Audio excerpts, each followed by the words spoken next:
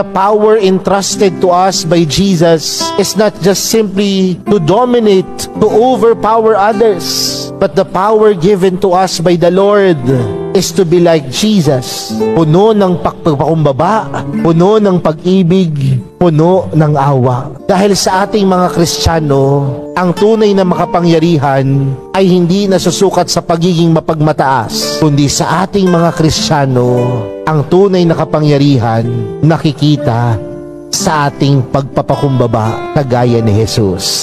Kaya mga kapatid, sa araw na ito, sa tulong po ng mahal na pong Jesus Nazareno, pinapaalalahanan tayo na ang bawat isa sa atin tinatawag at pinagkalooban ng kapangyarihan. Pero nawa ang kapangyarihang ito gamitin natin sa pagpapakumbaba at pagsasabuhay kay Kristo. Amen.